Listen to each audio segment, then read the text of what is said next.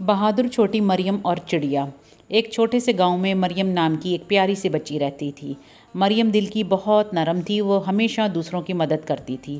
ایک دن شام کے وقت جب سورج غروب ہو رہا تھا، اچانک زوردار طوفان آ گیا۔ ہوائیں تیز چلنے لگیں اور بارش موسلادھار برسنے لگی۔ مریم اپنے گھر کے اندر محفوظ تھی، لیکن باہر کا منظر بہت خوفناک تھا۔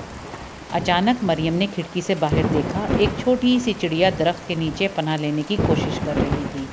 وہ پوری طرح بھیگ چکی تھی اور کانپ رہی تھی۔ مریم کا دل ہمدردی سے بھر گیا۔ وہ جانتی تھی اسے چڑیا کی مدد کرنی ہے، چاہے باہر طوفان کتنا ہی خوفناک کیوں نہ ہو۔ مریم تیزی سے دروازے کی طرف دوڑی۔ اس کی امی نے پوچھا، مریم کہاں جا رہی ہو؟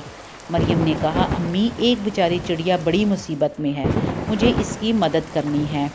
مریم بہادری سے باہر نکلی، چڑیا کے پاس پہنچی اور اس نے آہستگی سے چڑیا کو اپنی چادر میں لپیٹ لیا اور بولی، فکر نہ کرو، میں تمہاری حفاظت کروں گی۔ مریم چڑیا کو گھر لے آئی اور نرمی سے اسے خوش کیا۔ کچھ دیر بعد طوفان رک گیا، آسمان صاف ہو گیا، چڑیا بہت خوش تھی۔ وہ دوبارہ چہچہانے لگی اور مریم کی طرف شکریہ سے دیکھنے لگی۔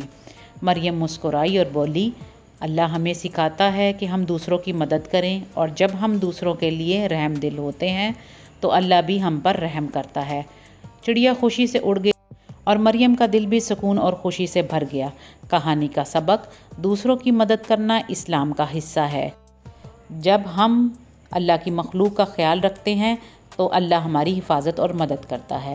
اگر آپ کو آج کی کہانی اچھی لگے، چینل کو سبسکرائب کریں، شیئر کریں، بیل آئیکن ضرور دبائیں تاکہ نئی آنے والی کہانی کا نوٹیفیکیشن آپ کو مل جائے۔ آپ سب کے دیکھنے کا بہت شکریہ۔